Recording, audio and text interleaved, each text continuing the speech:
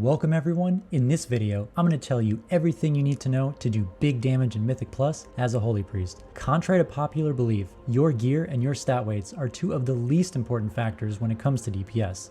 The majority of your DPS is driven by how well you keep your hardest hitting abilities on cooldown, even when heavy healing is required. Now before we dive too deeply into how to DPS, I want to make it very clear that if you're looking to push higher and higher Mythic Plus keys, doing more DPS is probably the least important thing you can focus on. Your primary responsibility in keys is always keeping your teammates alive by understanding the dungeon's damage patterns, tracking your teammates' defensives, and properly managing your own cooldowns.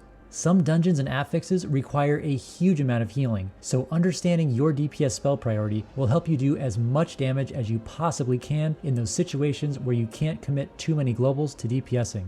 If you're also interested in how you can boost your healing to time the highest keys you possibly can, don't forget to subscribe to this channel so you don't miss any of those upcoming videos. I recently learned some rotational tricks that dramatically increase my healing, and I'm excited to share those with you in a future video.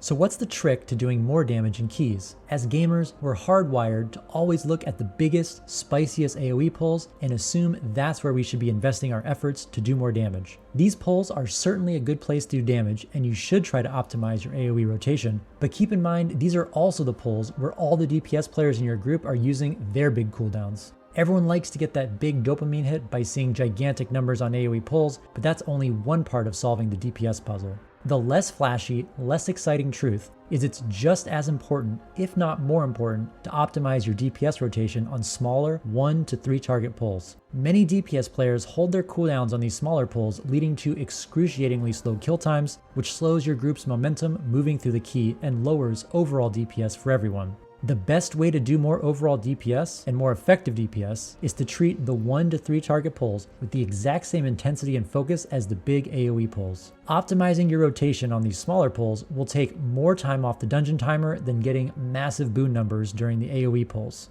With that being said, here's the real trick to doing big damage in keys. The single most important metric you should focus on improving is the total number of Divine Star and Holy Fires you cast in a given key. I know this sounds ridiculously simple, but it's the biggest source of missed damage by Holy Priests in keys. I promise you, you will see immediate results in your DPS if you focus on this one thing and nothing else. Looking at my own logs, each Divine Star cast does on average 17 to 20,000 damage, and each cast of Holy Fire does around 12 to 13,000 damage. And by the way, my item level in those logs was only 275, so nothing too crazy. Your numbers will obviously be slightly different since you have different gear, but if you focus on nothing else, focus on maximizing your overall cast of Divine Star and Holy Fire. If you don't believe me, do this simple exercise to see for yourself. Pull up your damage from a recent key you did and find your total in-combat time. If you don't have any logs, you can assume something like 80 to 85% of the total dungeon time. Take that time and divide it by the individual cooldowns of Holy Fire and Divine Star, 10 seconds and 15 seconds respectively. Now compare the maximum number of possible casts to your casts. Track this number from dungeon to dungeon and watch your DPS go up as you focus more on these two abilities. So why do we miss uses of Divine Star and Holy Fire? First of all, many Holy Priest players aren't aware of exactly how much damage these two abilities do over the course of a dungeon. Many of us get caught up thinking about how to perfectly time those big boons and leave Divine Star and Holy Fire off cooldown for too long. Second, while many of us may be good at using them in low healing situations, once the required healing intensifies, we get easily overwhelmed by healing and leave these two sitting off cooldown for long periods of time. Obviously, if your group needs healing, you heal them first. I'm not saying you should Holy Fire if someone's about to die. What I'm saying is if you're healing as hard as you can, as soon as your group is topped and the healing load lightens, get Divine Star and Holy Fire back on cooldown as soon as you can. Training yourself to do this is the most important thing you can do to increase your DPS. Let's talk through a scenario to see how to best use these abilities. For this scenario, I'm going to assume nobody in your group needs healing. Interrupt this DPS sequence at any point if someone needs healing. Never neglect your primary responsibility. So let's say you're following your tank into a new pack. Your first priority should be to get Divine Star on cooldown. It's worth waiting a few seconds until your tank groups everything up reasonably well, so feel free to throw out some Shadow Word Pains if you're still moving into position, or get Holy Fire on cooldown if you're already in position and don't need to move. Once the mobs are grouped, open with the Divine Star into a Holy Fire on the highest health mob, or at least a mob with reasonably high health. If you're a little worried you'll get threat casting a Divine Star on pull, you can always hit Fade right before you cast it. Once Divine Star and Holy Fire are on cooldown, you can either cast a few Shadow Word Pains on some of the high health mobs, or immediately cast Boon of the Ascended. Make sure the first damage event from Boon hits a mob inside of the pack. The cooldown reduction and the Anima Accelerator dot from Mechanicos spread radially from the first mob hit after entering Boon. I sometimes make the mistake of sending an Ascended Blast into a caster mob that isn't yet grouped up and lose out on 48 seconds of cooldown reduction, so be careful not to make this mistake. Continue your Boon as normal and try to be in melee range at the end to land a big Ascended Eruption. If you follow this spell sequence, your Holy Fire will come back off cooldown right as your Ascended Eruption goes off, and your Divine Star will be back up a few globals later. This is a huge 15-second burst of damage when opening up on a pack, and it follows our rule of keeping Divine Star and Holy Fire on cooldown. Once Boon, Divine Star, and Holy Fire are on cooldown, you'll most likely want to catch up on healing or start applying more Shadow Word Pains, starting with the highest health mobs. So there's your AoE opener, but what about single target? In a single target situation, Holy Fire is by far your highest priority spell, followed by Shadow Word Death if the mob is below 20%, then Shadow Word Pain. Once all of these are on cooldown, Holy Word Chastise is your next best option, followed by Divine Star, and finally, Smite. The biggest mistake people make when DPSing single target is casting too many smites when one of these higher priority spells is off cooldown. Correctly executing your single target rotation can shave a very meaningful amount of time off these pulls, especially if your DPS players are holding their cooldowns. On the topic of single target, let's talk a bit about Holy Word Chastise and the 3 different ways to get value out of the spell. First and foremost, it can be used as a disorient to pseudo-stun a high impact cast, or as an actual stun if you talent into Censure. There are several packs across the various dungeons with casts that have a high chance of wiping your group if they go off. Using Chastise to stop these casts is way more valuable to your group than the small damage increase of using it on cooldown. So I'd highly recommend saving it for things like the Fish Sticks cast in Gambit or the Houndmaster cast in Halls of Atonement. I set these mobs as my focus target as soon as we go into these packs, so I can easily stop their abilities with a focused Chastise macro without needing to target them. If you want to time higher keys, maximizing your utility like this is a great way to do it. The second use for Chastise is to remember that it's a holy word, so it triggers the Resonant Words Conduit and the Divine Conversation set bonus. If I know I'm going to be healing a large incoming burst of damage, like the Mask in DOS or the Shard of Halkia in Halls, I'll Chastise right before the damage so my first heal does a ton of extra healing. Third, Chastise can be used purely for damage if your only other option is Smite or Divine Star single target. I highly recommend finding better uses for Chastise than pure DPS, but if there are no required stops and you won't need the empowered heal, it will give you a very slight DPS boost. The AoE rotation for Holy Priest doesn't change all that much. At 2+ targets, Divine Star skyrockets to the #1 ability to keep on cooldown, with Holy Fire a close second. You'll want to spread Shadow Word Pain to as many targets as you can in between Divine Star and Holy Fire casts, assuming those mobs will live for the majority of the dot's duration. If everything has Shadow Word Pain, Holy Nova surpasses Smite as your filler around 3 targets since it auto-triggers a second Holy Nova at half strength. However, if the mobs have very different health pools, you may still want to keep smiting the high health mob since it does more to equalize out the health pools and reduce the total time on the pull. Finally, let's talk about Boon of the Ascended. I wanted to talk about this last because not everyone plays Kyrian, and the backbone of your damage comes from correctly managing your native Holy Priest abilities. That being said, your Kyrian abilities do account for roughly 40% of your damage, so understanding how to maximize value out of Boon is also incredibly important. Gaining the maximum value from Boon relies on understanding 2 key concepts about how it functions. First, Boon is a 3-minute cooldown that can be reduced all the way down to 1 minute under certain conditions. Second, the stacks you gain while inside a Boon contribute to the magnitude of the eruption, which is a major portion of its damage. Let's talk about the cooldown reduction. Boon of the Ascended is a 3-minute cooldown by default. The Priest's Covenant Legendary, Spheres of Harmony, decreases the remaining cooldown by 3 seconds per stack you gain while inside a Boon. This means you have to get to 20 stacks for the full 1-minute cooldown reduction. But since Ascended Blast gives you 5 stacks per cast and Ascended Nova gives you 1 stack per target hit, getting to 20 stacks is pretty easy, assuming you don't have to spend your entire time inside a Boon casting healing spells. Ascended Blast does heal a random injured ally for a fair bit, so if you do have to heal while inside a Boon, do your best to drop your Ascended Novas and keep your Ascended Blast on cooldown. Properly timing your Boons comes with practice, but if you find yourself not meeting the minimum threshold of 20 stacks, you should probably work on finding less healing intensive windows to Boon.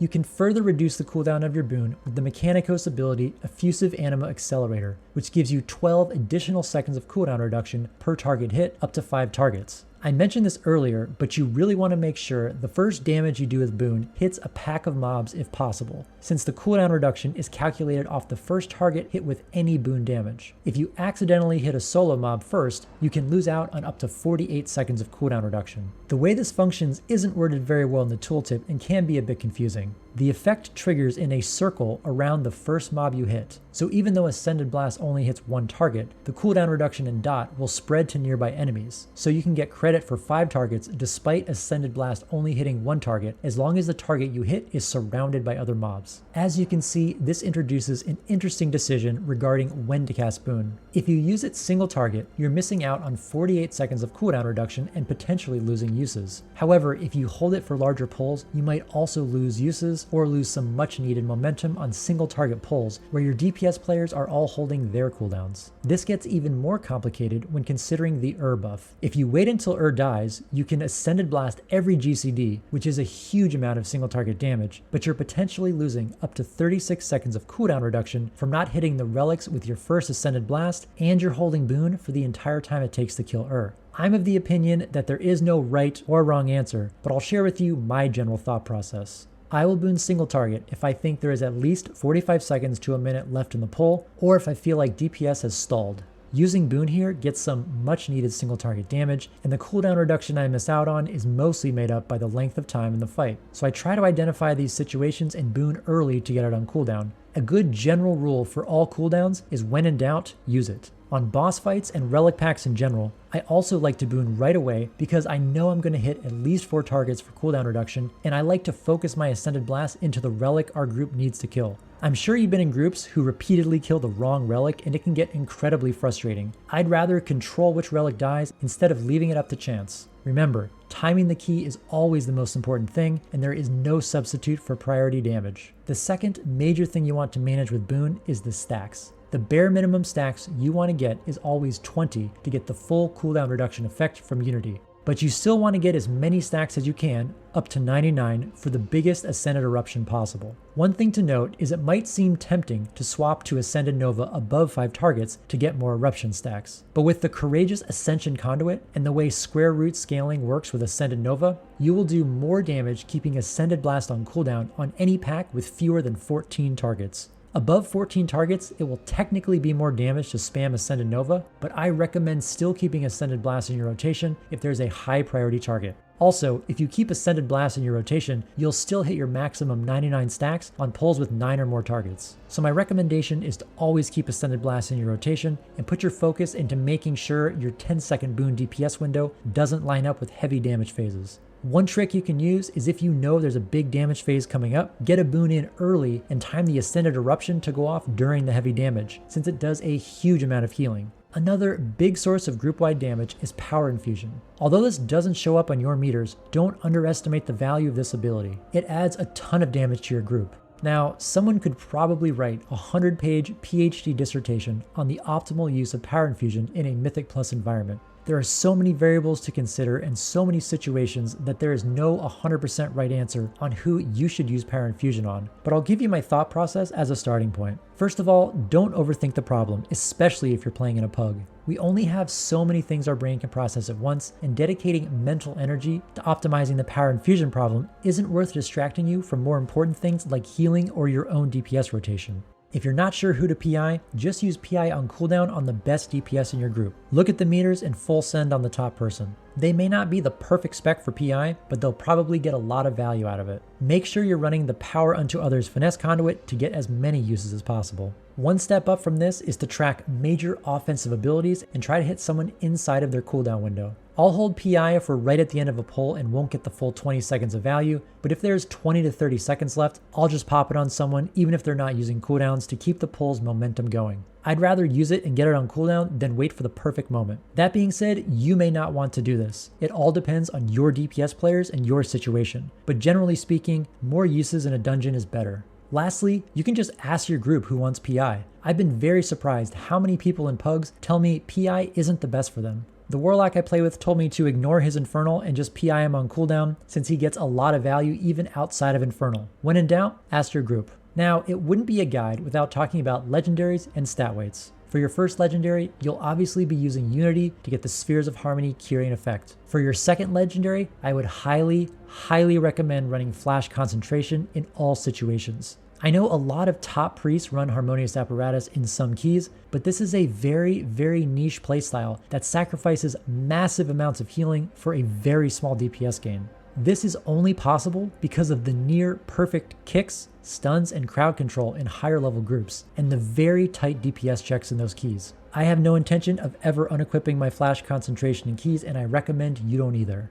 Regarding stat weights, the first thing to know is your gear is not holding you back, whatever gear you have. If you've had a priest for more than a few weeks, your gear is fine. I grabbed 3 random Keystone Master player profiles off Raider.io and compared them to the top priests in the world. Remember, Keystone Master means on average, they've timed a +15 for each dungeon. These 3 players had very suboptimal gear for Mythic Plus, none of them had the Anduin Priest Ring, none of them had DPS Trinkets. I created a multiplicative aggregate power score based on all their primary and secondary stats, factored in dungeon scaling, and concluded that purely based on gear, they were within 3 key levels of the top player in the world. If you're watching this video, you probably have better gear than the players I randomly found on Raider.io. Focus on your gameplay and don't stress about gear. That being said, you also shouldn't just completely ignore your gear. As you do acquire gear, here are a few things to consider. First of all, item level is king. Item level drives your primary stat, which is the main power of your character. After item level, getting your haste above 20%, ideally up to about 25%, gets you an extra Ascended Blast inside your boon, makes it easier to respond to people taking damage, and just generally makes playing your character feel much more responsive. Haste also scales up your dot damage, which affects Shadow Word Pain and Holy Fire. The next stat I'd focus on is versatility. Having a high level of versatility is definitely not required to push higher keys, but it does make it easier to live. Versatility doesn't increase your damage and healing as much as Critical Strike does, but the added survivability benefit makes it very valuable as you push higher and higher. If your goal is to time higher keys, keep your eyes peeled for more verse gear, but don't fret if you don't have it yet. It won't hold you back. After haste and verse, crit is the next stat you want. Basically, since mastery doesn't increase your damage, it's the lowest priority stat. But don't avoid gear just because it has mastery on it. If you have mastery on your highest item level pieces, keep them equipped. You're building your character for overall power, not just for DPS. Finally, tertiaries like Avoidance, Speed, and Leech are great to add to your gear set if you can. I drop a little bit of item level or itemization for these because of how valuable they are, especially Avoidance. I would highly recommend running a 262 crafted ring or amulet with Avoidance and picking up any Avoidance pieces you can as you build out your Mythic Plus push set. Some of the hardest abilities to heal are reduced by Avoidance. The Mask Pull in DOS, Shard of Halkia in Halls, the Mailroom Boss in Streets. Think of it this way, 8% Avoidance reduces the AoE damage you take by a full key level. Again, this is certainly not mandatory and is not holding you back from timing keys, but it helps to keep an eye out for Avoidance gear. Now, the strongest piece of gear you can acquire in 9.2, besides your tier set and legendaries, is the Soul Warped Seal of Rin off Anduin. It's unfortunate that this ring is so powerful and gets so hard to get. It's so good, I was even running LFR for it. It took me 23 Anduin kills across 3 difficulty levels to get it, so I understand some of the pain many of you might be feeling. However, this ring alone is almost a half key level of player power, so keep trying for it every week if you can. The last thing I want to mention on the topic of gear is DPS trinkets. I like to run 1 DPS trinket and 1 stat stick trinket. The best overall damage trinket is Resonant Reservoir, but there are several other very good passive damage trinkets that are much easier to get. I didn't have a reservoir for the longest time and still did solid damage for all the reasons I mentioned earlier about your rotation and keeping your abilities on cooldown. I actually did less DPS when I first got the reservoir because I was so focused on getting the best uses out of it, I forgot to keep Divine Star and Holy Fire on cooldown. If you have the reservoir, you mostly want to use it on cooldown, but might want to save it if you're going into a big pull, since the major value is in its AoE damage.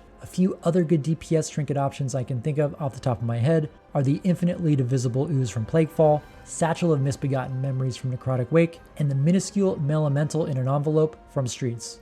I ran a 272 ooze with Avoidance for a long time and was very happy with it. So if you don't have a reservoir, don't sweat it. If you find yourself struggling to heal in Mythic Plus, don't feel like you need to run a DPS trinket. Do what you need to do to time the key. If I've missed anything here or you have your own DPS advice, please don't hesitate to let me know in the comments below.